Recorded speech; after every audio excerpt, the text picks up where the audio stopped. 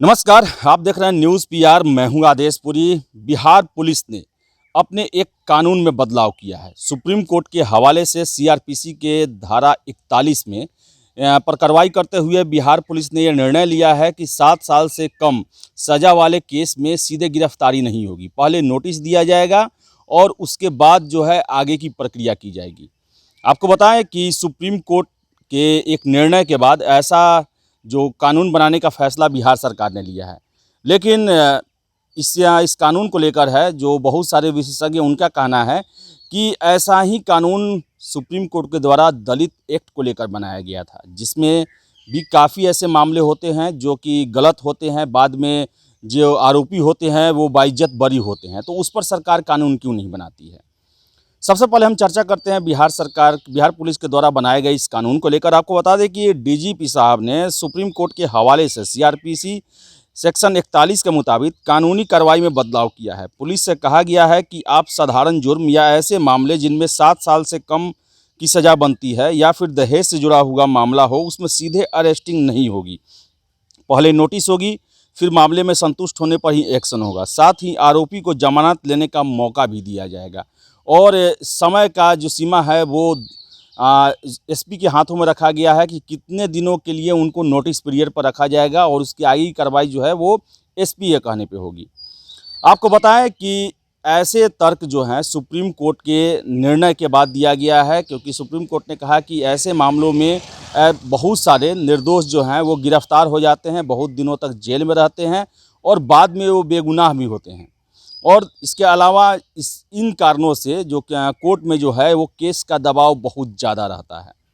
लेकिन आपको बताएं कि देश में जो दलित एक्ट है, जो कि 1989 में इंट्रोड्यूस किया गया था, और उसकी व्याख्या करते हुए सुप्रीम कोर्ट ने 2018 में ये बहुत सारे परिवर्तन किए थे, जिसमें उसमें भी था कि पहले गिरफ्तारी नहीं होगी और डीएसपी से ऊपर का अधिकारी जो है इसकी जांच करेगा, और बहुत सारे नियम बनाए गए थे। क्योंकि लगातार देश में दलित एक्ट का जो है वो उल्लंघन होते हुए देखा जा रहा था। उसका नाजायज़ फ़ायदा उठाते हुए देखते हुए सरकार ने यह फैसला लिया था कि ऐसे कानून पर रिव्यू ज़रूरत है और नियम बनाए थे। लेकिन इसके खिलाफ जो है पूरे देश में दलित समाज जो है एक हो गया और काफ़ी धरना प्रदर्शन हुआ और सरकार को अध्यादेश लाना पड़ा।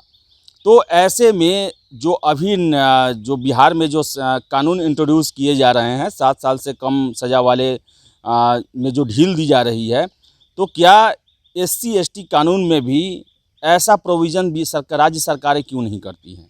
क्यों नहीं बिहार सरकार उस समय भी सुप्रीम कोर्ट के द्वारा दिए गए निर्णय का स्वागत किया और उसे बिहार में लागू करने का निर्णय किया? क्यों बिहार सरकार ने आखिर अध्यादेश का समर्थन किया?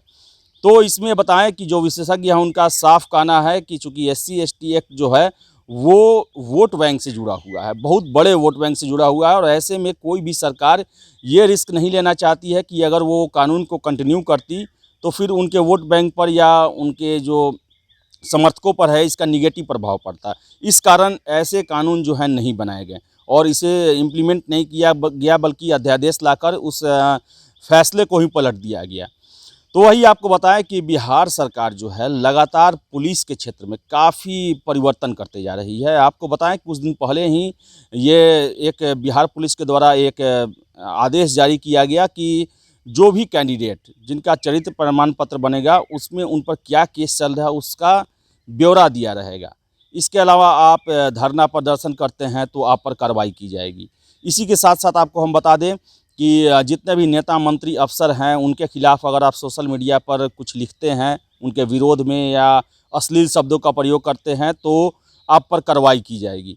जबकि आपको बताएं कि ऐसे कानून पहले से मौजूद हैं कि किसी को भी आप अगर अश्लील शब्द बोलते हैं या फिर उसके बारे में कुछ बुरा कहते हैं तो उसके लिए कार्रवाई है। लेकिन सार्वजनिक जीवन में और नेता मंत्री और जितने भी ब्यूरोक्रेट हैं उन पर जनता जो है खुल के अपनी विचार रखती है।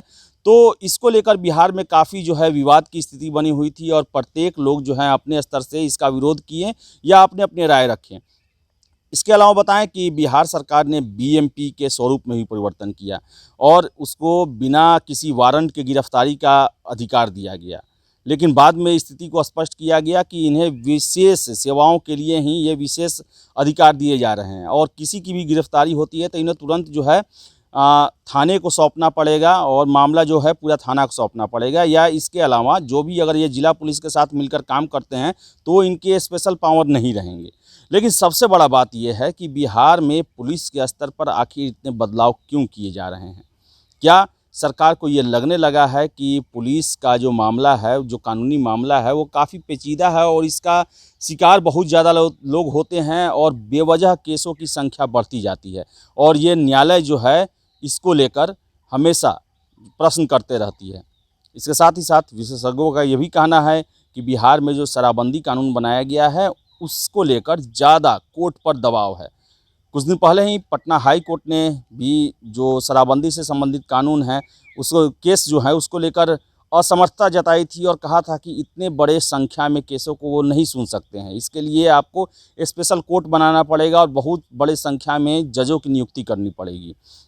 तो अगर बिहार सरकार कानूनी पचड़ों से बचना चाहती है, कैदियों से बचना चाहती है, केसों से बचना चाहती है, तो उन्हें शराबबंदी कानून के लिए भी ऐसा ही कुछ उपबंध लाना पड़ेगा, क्योंकि बिहार में बात की जाए तो लाखों लोगों पर शराबबंदी कानून के तहत केस दर्ज है और हज़ारों लोग इस मामले को लेकर गिरफ्तार भी हैं और जेल में भी हैं।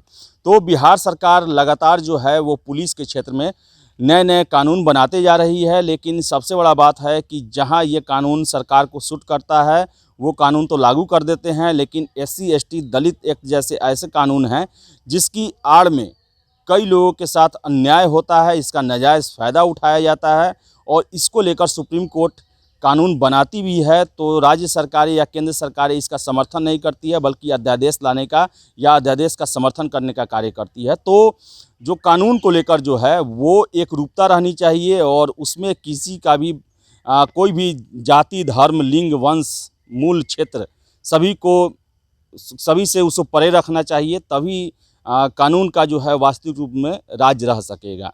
तो बिहार सरकार का परिवर्तन है पुलिस का। अब देखने वाली बात है कि जिस उद्देश्य से सुप्रीम कोर्ट और बिहार सरकार ने इस कानून को इंट्रोड्यूस किया है उसका कितना फ़ायदा राज्य सरकार को मिलता है, यहाँ के लोगों को मिलता है और कोर्ट को मिलता है, ये समय बताएगा। लेकिन फ़िलहाल सरकार ने एक बड़ा फैसला लिया है कि 7 साल या उससे कम के जितने भी केस हैं उसमें डायरेक्ट गिरफ्तारी नहीं होगी, पहले नोटिस दिया जाएगा और उसके बाद जो है संतुष्ट नहीं होने पर गिरफ्तारी की कार्रवाई आगे की जाएगी।